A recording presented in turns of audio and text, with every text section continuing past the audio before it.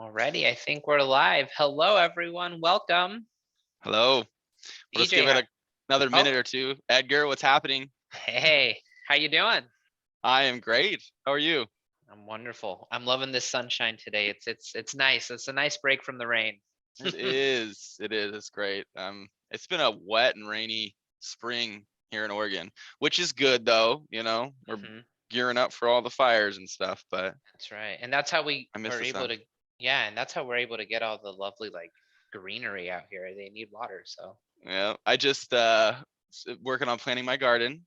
I've got my tomatoes in and I'm excited about it. It's my first year really owning that and doing it. So wish me luck. yeah, you got it.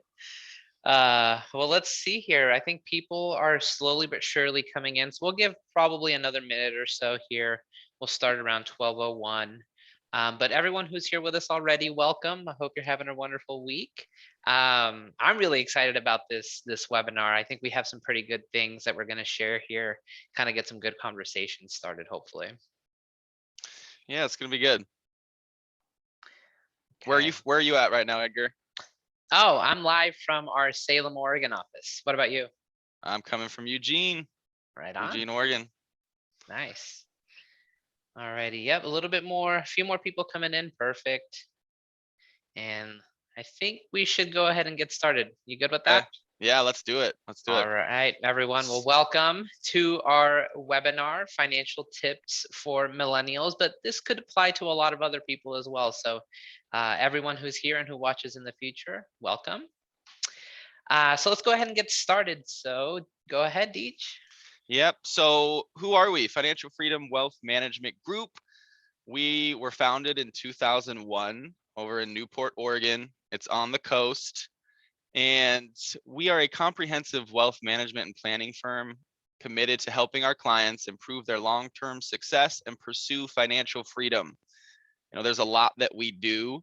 We offer, broad range of services, but in all that we do, our commitment is to care deeply about you and your financial life. We're in the money arena. We deal a lot with money and planning and things like that, but it is more than that. It's relationships. We value the relationships that we have with all of our clients. We're here for all of our clients through the ups and downs. And so, we're here to care, and that's what we do. Well said. So who makes up financial freedom? So this is our wonderful team, us included in here. So we have 7 wealth advisors that are here to take care of some of the needs of our clients, and then 10 support staff that kind of take care of everything behind the scenes. And everybody that you see listed on here is committed to caring deeply about our clients' lives and their financial lives. So really, really awesome team to be a part of. So I'm going to go ahead and take a moment and just kind of give DJ a quick introduction. So DJ Wright, he's our investment manager, and he's also a wealth advisor here at Financial Freedom. So DJ is really passionate about passionate about assisting clients with creating personal and lasting strategies to help them pursue their retirement goals. And then he's also a graduate of the University of Oregon as well. So I think you have a little saying there, go what? I don't know how Go that Ducks. go Throw those Ducks. O's up. Okay.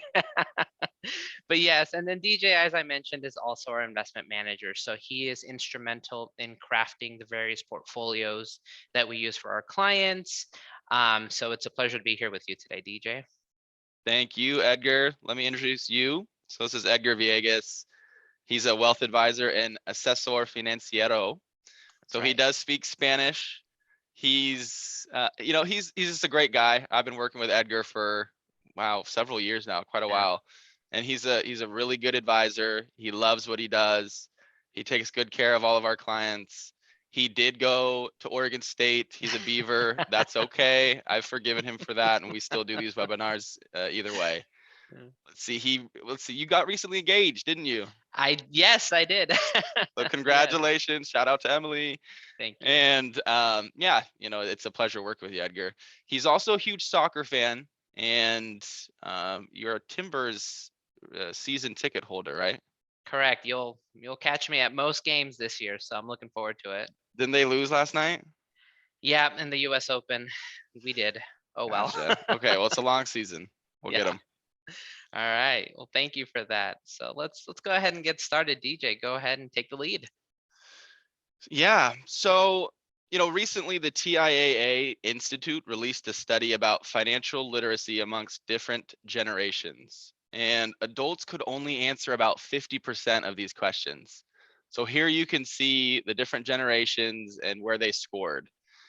One thing that's a theme here is as we get older, we tend to do a little bit better. Now, that makes sense. As we live longer, we of course have more experience with money and managing our finances. And so, of course, we do get a little bit better, but the scores are still pretty rough. And, financial literacy leads to enjoying your life more. It really does. When your finances are in order and you feel good about them and confident about them, you are going to be able to enjoy your life a little bit more. And that's really what it's all about, right? We all want to have fun. We want to love our lives. And that's our goal with this, is to take some of the fear out of it, give you some confidence and know that it can be done. It starts with the education and learning about it. And if you go to this next slide here, it's that same study, but it breaks it down by the different sections. So what's amazing with this is, for all of us, borrowing is what we know most about. I think that's pretty eye-opening. I'm not surprised by that. In this world, we're just kind of taught that if you want something, you borrow and go into debt. And debt it's a good tool and it can definitely help you move forward, but I think we are a little too quick to jump to that. And we know a whole lot more about borrowing than we do even about investing or comprehending risk. So I think I'd like to see these get flip-flopped, where we know more about growing our wealth and managing our money and budgeting, and borrowing is a piece of that and a good tool, but not the number one leader of what we know about, financial literacy. So people with low levels of financial literacy are 6 times more likely to have difficulty making ends meet and 3 times more likely to be debt constrained. We are 3 times more likely to be financially fragile and 5 times more likely to lack emergency savings to cover 1 month of living expenses. I mean, it's kind of like, we all know about with our bodies, if you're unhealthy, you're more likely to have problems with your health. I mean, that's the same thing with your money that Edgar is going to talk more about here soon. But if we don't know what we're doing, there's going to be problems. And again, that's going to take away your quality of life. We're 4 times more likely to spend 10 or more hours per week thinking about and dealing with personal finances. I mean, that's stress right there. That's what that is. We're sitting around and we're stressing about it and thinking about it. And of course, you got to put thought and energy into it. But if you put together a plan and you stick to it and you take control and feel confident in it, it starts to happen, and you can focus on other things in your life. Right. So let's take some time now to discuss debt and financial stress. So, um, people when they talk about their health and wellness, they tend to bring up things like exercise, nutrition, and even going to the doctors for routine checkups. But it's rare for people to actually talk about what's going on in their bank accounts. And yet, financial health is a big piece of your overall well being, and many people struggle with it. Actually, there's been a study done by a group called Policy Genius that states that 64% of Americans are feeling anxious about their finances over the next 12 months. That's a significant amount of people, over 50%. Personal finances can be difficult to manage, and sometimes it can be scary to even get started. But here's the flip side. Feeling good about your finances can help promote positive improvements in your mind and your body. The challenge, for today and for life really is to go from financial unwellness to financial well-being. And small steps can take you there. And we're here to try to help you find some of those for yourself. So sometimes dealing with your finances can feel like this. And it's okay. It's completely normal from time to time to be overwhelmed, but having a plan can be important to overcoming that. So millennials are facing unprecedented financial challenges today, such as student debt, worrying about having enough money just to get by each month, and not being able to budget efficiently. So today we're going to go over some tips to try to help address that and some of those concerns. So the first thing that I recommend people to do when they're just getting started is just to create some financial goals. Do you own of dreaming a home, or excuse me, do you dream of owning a home? Do you want to travel every year? Do you want your kids to go to college? These are all specific to you. But just go ahead and dream here. What would you like to have happen in the near and long term future? One thing I also encourage when you're making your goals is to make an emergency fund a priority. Make that one of your goals. So, the purpose of an emergency fund is to prepare for the unexpected. When you're prepared, you can handle many of the unexpected challenges that life throws at you without necessarily having to worrying about how to pay for it. It's always best to start with just a simple goal when you're creating an emergency fund. And on average, I see that most people like to go for $1,000. That's the very first thing that they try to accomplish. After you get that initial $1,000 saved up, I think it's best to save an additional 3 to 6 months worth of income in a checking or savings account. And that will end up being your fully funded emergency fund. So now that you have some goals and you kind of understand where you want to go with your finances, what do you do next? So you have to make a plan for your money. This is also known as a budget. How should you structure a budget? So when you start to do this, it's important to just start where you are now. You might have debt, that's okay, but just take what you have for today and use that as your starting spot. And then when you budget, it's important to remember that we're looking for progress, not perfection. And then when you start to budget, I usually encourage that you start with the big four expenses and then anything else that you can think of. So those big fours are your house or your rent, your car, your groceries, and consumer debt. Also, make sure to include your income when you're doing your budget so that you can do the next thing, which is create a zero-based budget. And that essentially means that when you bring money in, it has somewhere to go. It goes into a specific bucket with a purpose. It's important to tell your money where to go instead of it telling you where it went. So that's the big goal here of creating a budget. Take control of your dollars. And if you have debt, it's important to create a debt elimination plan. And this plan that you develop should be included in your budget as an expense. So find a good payment plan that works for your income and your needs. And then, keep an eye out for opportunities to lower your interest rate as well when you're dealing with debt. Now, oftentimes we spend what we make, or in some cases, we spend more than what we make. That's where credit cards sometimes come into play. So when you get to a point of having a budget that works for you and you're comfortable with it, it's important to analyze what you're spending your money on and see if those expenses bring you actual joy and value to your life. For example, subscriptions. Uh, Subscriptions that you don't use, I would encourage maybe that you cancel those. You can always resubscribe later if need be. If you like going out to eat, it's fine. Go ahead and do it, but just keep track of those expenses and just make sure they're reasonable for your budget as well. And then the final thing is just impulse purchases. Just because something is on sale doesn't mean it's a necessary expense. But again, a lot of this is simply our tastes and preferences. This will look different for many people. The biggest thing I want you to take out of this slide and this moment of the webinar is just take inventory of how you're spending your money and see if you can cut back on some things that truly don't bring you joy or add value. But you're And saying it's okay if Netflix brings us lots of joy and then we should keep it? as long as it's affordable, absolutely. Okay, sounds good. Yeah. I like my Netflix, so. Me too. Yeah, and then Another reminder here is just pay yourself first. Every pay period, make yourself a priority. And this can simply be adding a couple dollars here and there to your emergency fund, or even investing for your future retirement. Just make sure that some of the money that you earn is going to you in some way. Thank you, Edgar. That was good. And on that last slide, I mean, paying yourself first, I think that's one of the best things you can do. Mm-hmm. I know for me, I struggle with budgeting too.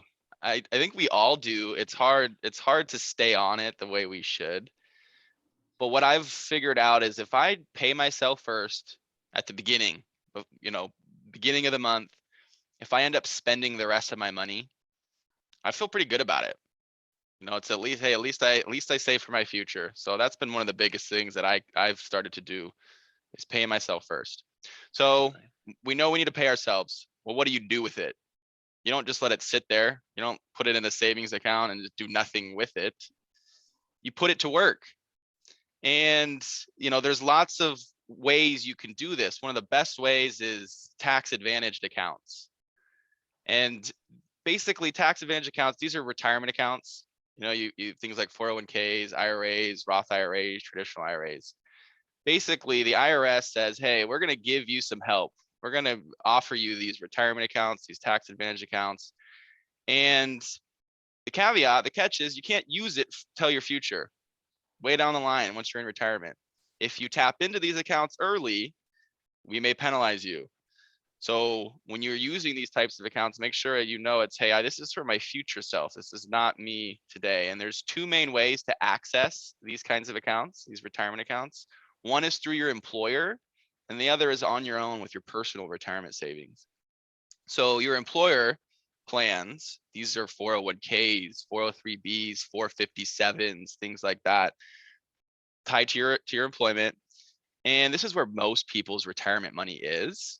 You have high limits, lots of money that you can put into things like those 401ks and stuff. A lot of times there'll be a match. Your company will say, hey, if you put in 3%, we're going to match you 3%. If that's the case, I mean, that's where to start. If you're wondering, where should I go first? Right there, get that free money. And then on the other side, the second way to access these retirement accounts is on your own, your personal retirement savings. These are traditional IRAs, Roth IRAs. Now, everyone's not eligible. There are some earnings limits and things associated with them. So it's important that you do talk to somebody before you set one of those up to find out if you qualify and what's right. But if you are eligible, it's a great way to supplement, maybe adding to your plan through your work. So what if you have pre-retirement goals? There are options for you. So these are things like non-retirement accounts, general taxable accounts. They are accounts that are designed for pre-retirement savings. So maybe you want to buy a home in 10 years. Maybe you want to retire early. Maybe you want to retire at 45 or 50. And again, accessing retirement accounts is usually 59 and a half. So a non-retirement account is a great way to invest money where you have full access, full liquidity. You can use it at any time. Now, these three buckets, you've probably been looking at them. What are these things? So with all these accounts, retirement accounts and non-retirement accounts, really it's how they're treated tax-wise. That's the difference. You could have the same investment in all different types of accounts. It's how are you going to pay taxes on it? So taxable, this is the non-retirement account. So you're going to pay tax as you go. It's not a tax advantaged account. You're not receiving tax help from the IRS. You'll likely receive a 1099 each year and may have to report some income. But again, you're not tying your money up and you can take it out at any time penalty free. So, great option for maybe pre-retirement goals. Then you've got tax deferred. This is also considered pre-tax. So when you put money into a pre-tax or tax deferred account, you're not paying tax on it today. You're getting a tax break today, this year. It then grows tax deferred, which means you don't pay tax on it year by year. And you pay the tax when you go use it in retirement. That's when you pay a tax. So no tax today, pay the tax in the future. Now, you don't necessarily know what you'll be paying because we don't know what tax rates will be. So if you have money sitting in a tax deferred pre-tax, say 401k or a traditional IRA, it's not all yours. The IRS is going to keep some of that. And we just don't know how much until you get there. But it's a great way to grow money tax efficiently. This third bucket, tax-free, this is also considered Roth money. You put money into it and you're going to pay tax on those dollars going in today. So no tax help today, but then you got to keep all that growth. So let's say you have 30 years until you're going to use this money. That's a lot of time to grow that money, and you get to keep all of it. The IRS does not have claim to it as long as you make qualified distributions, which is again in the future. So 3 buckets of money, they're all taxed in different ways. What should you utilize? There's a lot that goes into it, as in where you are in life, what your income is now, what you may think tax rates will be in the future. But generally speaking, it's nice to have money in all 3 buckets if it's right for you. It can help you with your distribution strategy. When you go to use this money, you can pull from different buckets to manage your taxes the right way. And what's lovely, DJ, is also sometimes your employer plans, for example, like a 401k, will offer tax deferred and tax-free, options, pre-tax and Roth. So if you are not sure if your employer does that, it's a good question to ask, because you could be able to utilize both at the same time, which is a nice little benefit, if appropriate, of course. Yeah, no, that's a great point, Edgar. Yep. More and more 401ks and 403bs are offering that Roth tax-free option as well. Yep. So compound interest, that is when you invest money and you make money and you keep that in that account growing and you keep earning money on your interest. So it's interest earning interest rather than taking money out. It can really help your accounts grow. The thing about the stock market is it's not a place to get rich quick. A lot of people think I'm going to go invest some money and I'm going to find the next Amazon. I'm going to become a millionaire in 3 years. Unfortunately, it usually doesn't work like that. It's a great place to become wealthy over time. Investing in the stock market is a marathon. It is not a sprint. The best thing you can do is to add consistently by paying yourself first and utilizing these retirement accounts to continually do that and to let it sit in there using compound interest to grow. So if you see this here, you got a 25-year-old who invests $10,000. And if they leave that in there at an 8% return, when they're 45, that would be worth $46,000. Pretty darn good. And if they leave that in there all the way to 65, now you have $217,000. I mean, that's a great return. That's without putting any more money in, just using compound interest on that 10,000.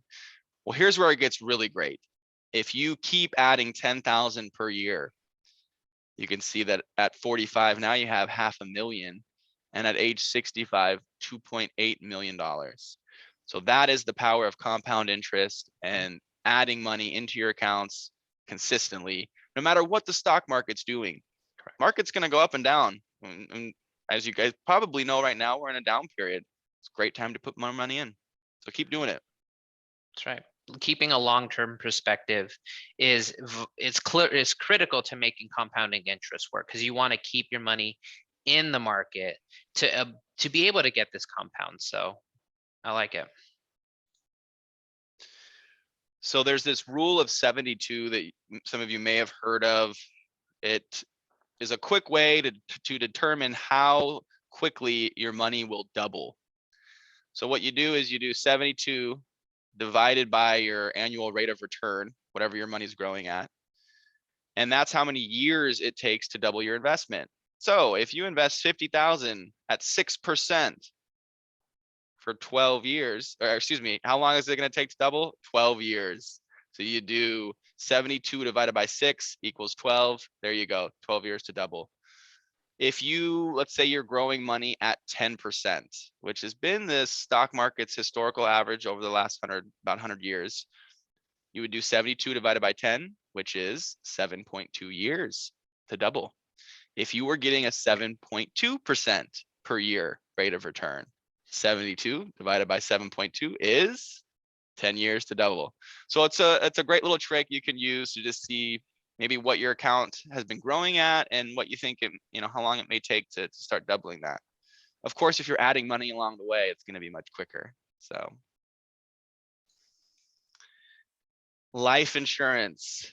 This is an important piece of your financial plan.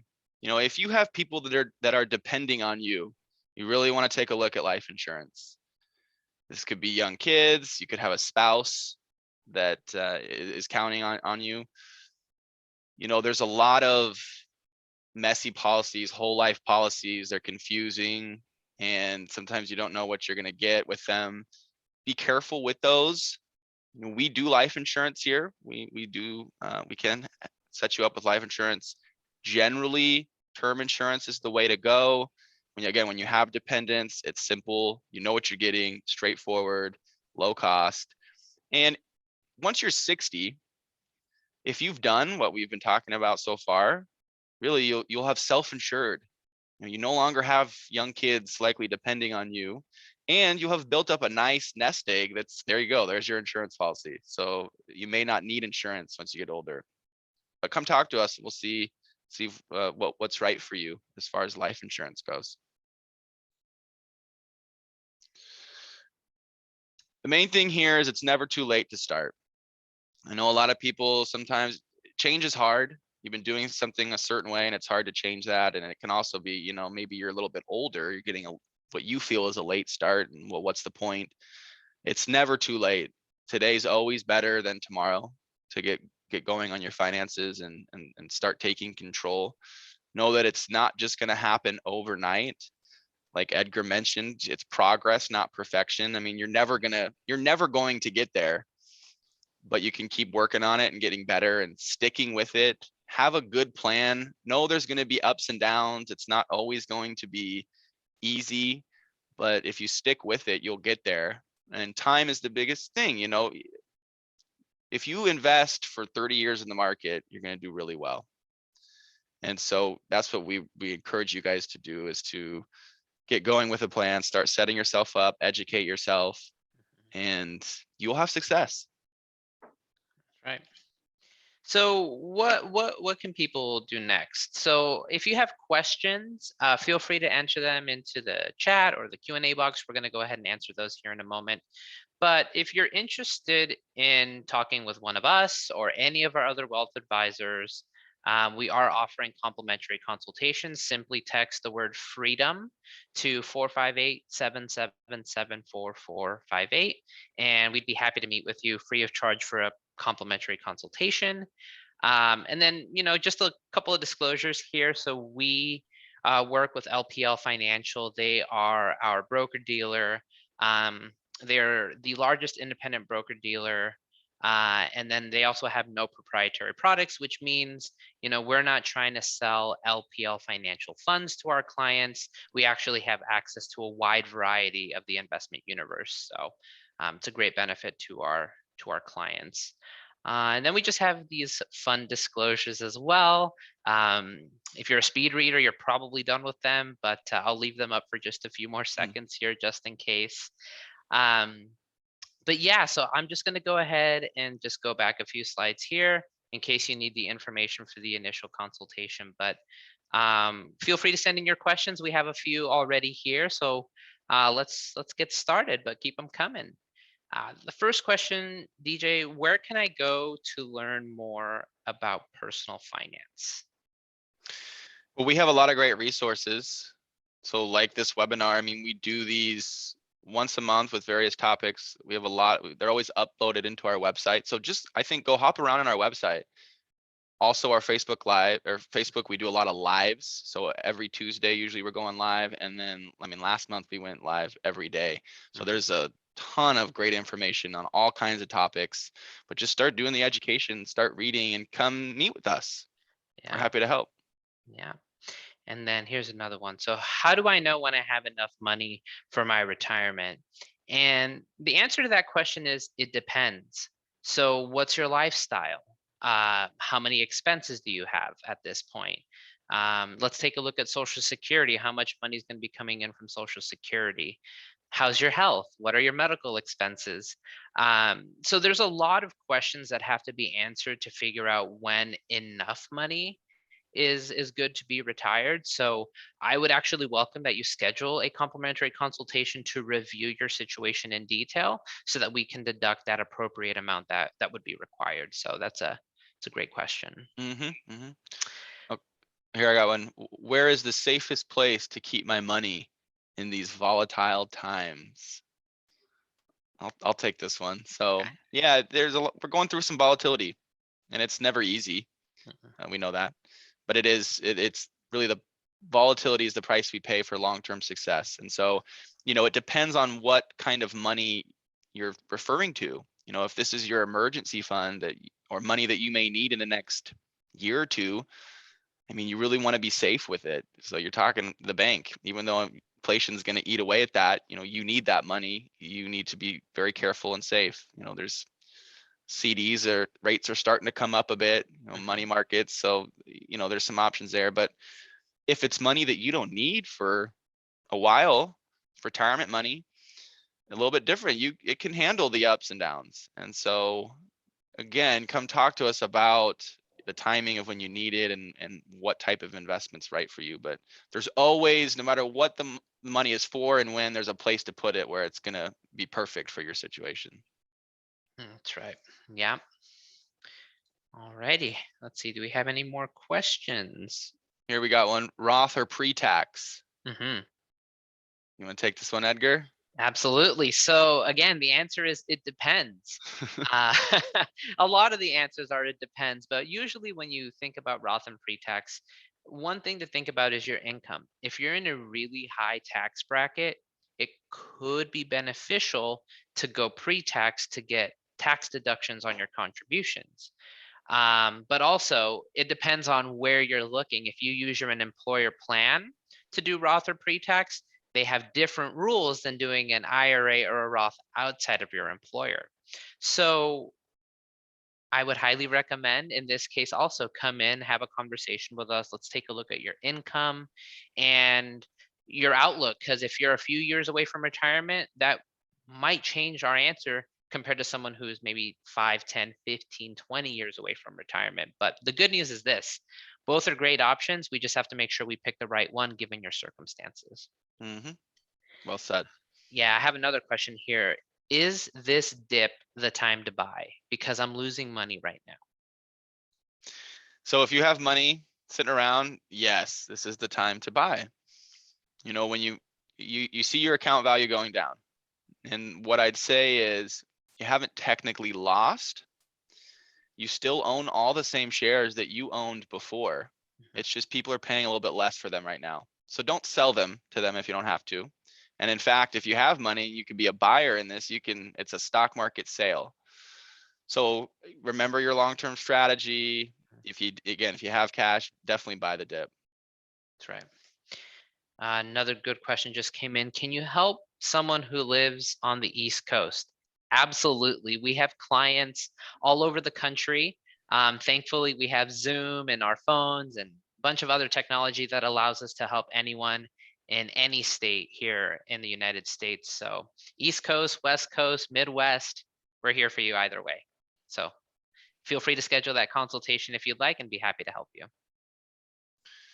All right. Any other questions? Let's see here.